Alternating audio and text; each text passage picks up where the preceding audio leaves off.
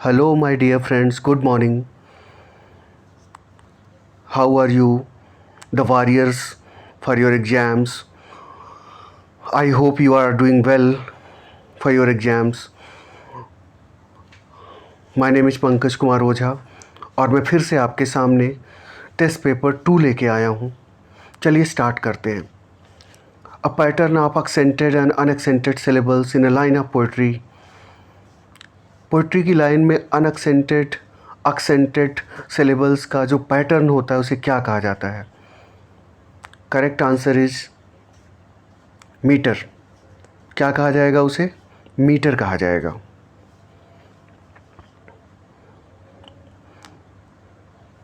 Next question. Means advance guard or vanguard and is used to refer to people or works that are experimental or innovative, particularly with respect of art, culture and politics.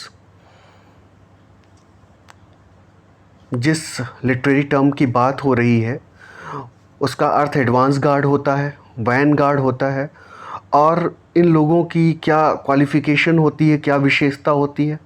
ये experimental होते हैं, innovative होते हैं, खासकर कला, साहित्य और संस्कृति के क्षेत्र में.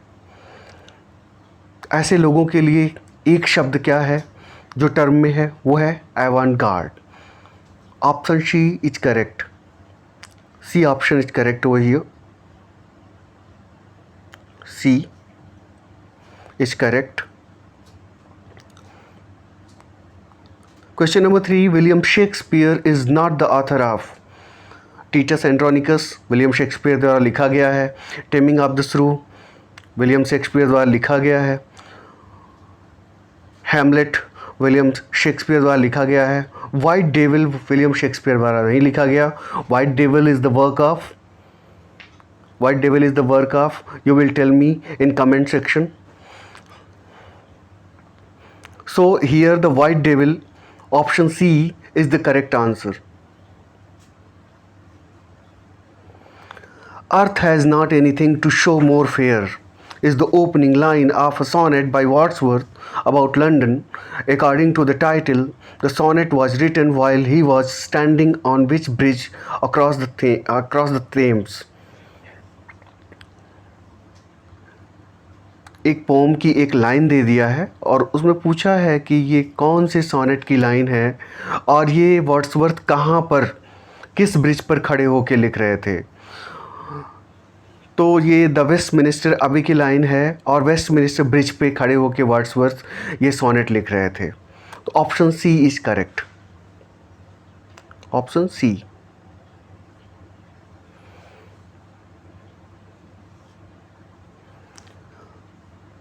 विच इज़ द करेक्ट स्पेलिंग? आपको बताना है कौन सी इसमें से करेक्ट स्पेलिंग है. A, B, C, D.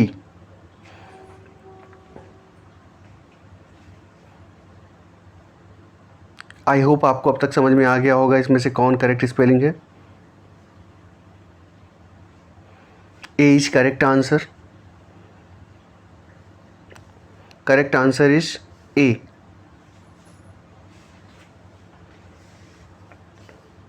Next question.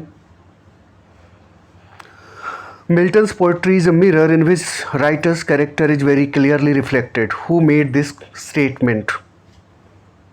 जाहिर सी बात है, बहुत ही क्लीशे टाइप का स्टेटमेंट है, मैकमिलन के द्वारा दिया गया है. कई बार कई सारे एग्ज़ाम्स में पूछा गया है. सो बी प्रिपेयर्ड. यूपीटीजीटी में कई बार बहुत ही क्लीशे टाइप के क्वेश्चन पूछे जाते हैं जिनका आप उम्मीद भी नहीं कर सकते कि क्वेश्चन पूछा जाएगा, लेकिन वो पूछे जाते हैं और बहुत सारे अच्छे खासे बच्चे पढ़ने वाले बच्चे गलत करके आते हैं.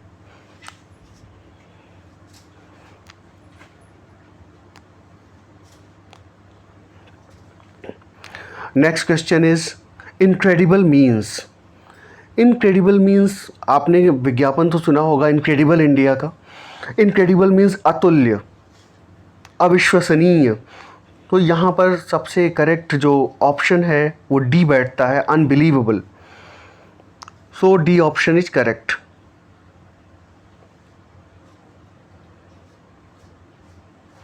What is the difference? Next question, what is the difference between a simile and a metaphor? Simile और मेटाफर में क्या अंतर है? बहुत ही बेसिक क्वेश्चन है लेकिन कई बार पूछा जा चुका है. Option A, no difference, simply two different ways in referring to the same thing. No, there is difference. B, a simile is more descriptive. Might be, but B is not the correct answer. C, a simile uses as or like to make a comparison and a metaphor does not. I think C is the correct answer. So here the correct answer will be C.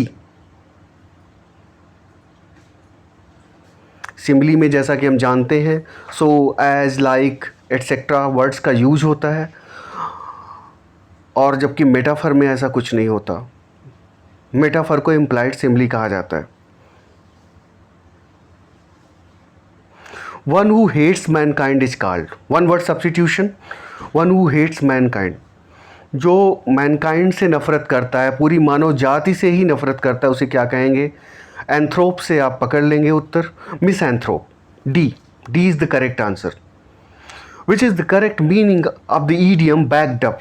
Backup means support करना. Backed up means supported. तो option C is correct here. Tick the correct infinitive.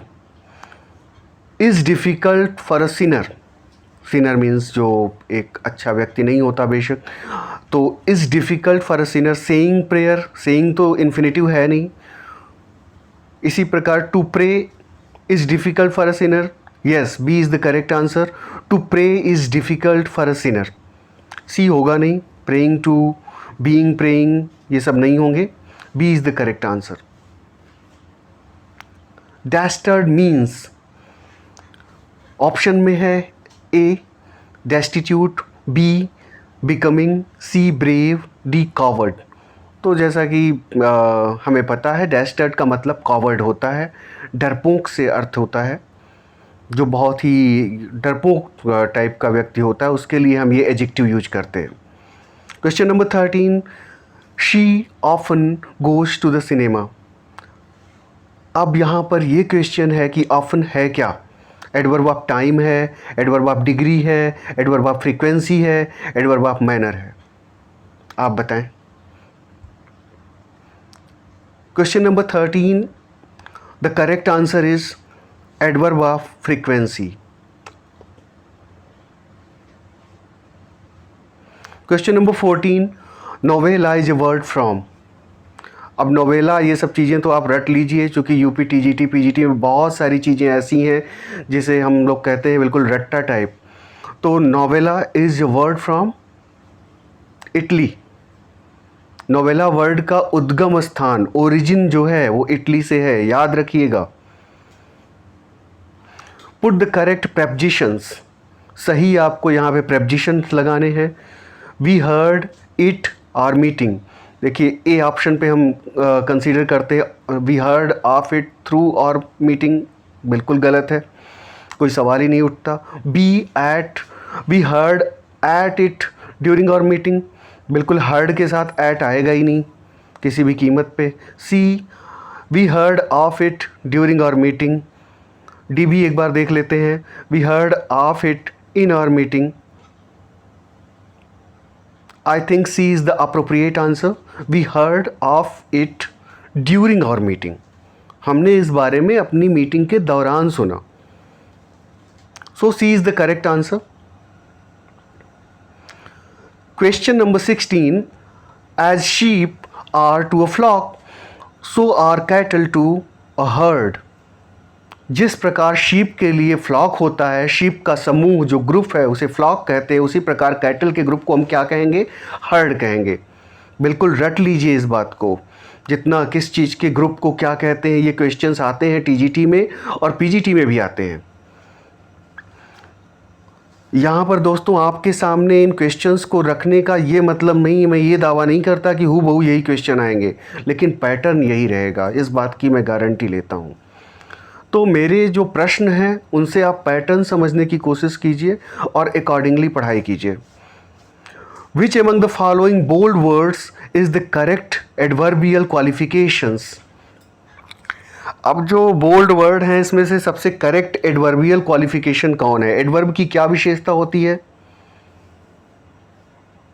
Verb की विशेषता बताना, कई बार खुद की भी विशेषता बताती है एडवर्ब, और कई चीज़ों की विशेषता बताती है। सो यहाँ पे अगर आप सही एडवर्बियल क्वालिफिकेशन देखेंगे तो option A is correct. The flames spread everywhere. Spread की स्प्रेड एक वर्ब है यहाँ, और उसकी जो विशेषता बता रहा है एवरीवेयर बता रहा है। सो एवरीवेयर यहाँ पर करेक्ट एडवर्बियल क्वालिफिकेशन है। Let's come to the question number 18, the plural of man servant. आप जानते हैं इस तरह के वर्ड्स में दोनों प्लूरल हम बनाते हैं, कभी भी गलती मत कीजिएगा। कभी भी इसमें दो वर्ड्स होते हैं, दो के दोनों वर्ड्स प्लूरल बनते हैं। मैन सर्वेंट का प्लूरल क्या होगा? Main servants. और यकीन मानिए ये सवाल KVS, NVS, UPTGT, PGT हर जगह इस तरह के सवाल पूछे जाते हैं। So don't take such questions for granted. To refurbish is, अब refurbish क्या होता है? refurbish का मतलब होता है किसी चीज़ को बिल्कुल जैसे घर में पेंटिंग नहीं हुई है या बाकी चीज़ें, उसको साफ़ सुथरा कर देना, फिर से नया जैसा कर देना। तो यहाँ पे A और D बहुत हद तक एक दूसरे से मिलते जुलते हैं, लेकिन अप्रोप्रिएट अगर A और D दोनों में से चुनना हो तो D is the correct answer. To renovate, किसी चीज़ को सजाना संवारना, किसी पुरानी चीज़ को बिल्कुल नए जैसा कर देना। The emotional content of a word, किसी शब्द का जो भावात्मक अर्थ होता है उसे क्या कहते हैं? उसे क्या कहेंगे? कॉनोटेशन कहेंगे। किसी भी शब्द का जो भावात्मक अर्थ होगा उसे कॉनोटेशन कहेंगे। जो डिक्शनरी मीनिंग होगी या जो लिटरल मीनिंग होगी उसे क्या बोलेंगे? Denotation. So the emotional content of a word is connotation.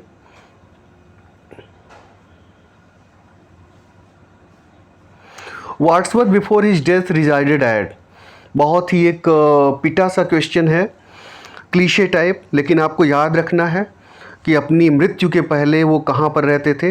Rydal mount में रहते थे। Fill in the blank according to subject verb concord. Subject verb agreement से क्वेश्चन है। अ पेयर ऑफ ट्राउजर्स, अब अ पेयर ऑफ ट्राउजर्स है तो जाहिर सी बात है इसमें जो वर्ब आएगी वो हमेशा सिंगुलर आएगी। To go into his suitcase, should go into his suitcase बिल्कुल नहीं होगा, वर नहीं होगा, आर नहीं होगा, D is the correct answer. D, option D is correct. Question number 23, the dictionary meaning of a word, अभी हमने चर्चा की ही थी। किसी शब्द की जो डिक्शनरी मीनिंग होती है, जो लिटरल मीनिंग होती है, उसे डिनोटेशन कहते हैं। D for denotation, D for dictionary. Dictionary meaning is denotation, emotional meaning is या secondary meaning is connotation. Always keep in mind. The lower class was represented in Gauls were these: the country house, the Forsyte saga, fraternity, none of the above.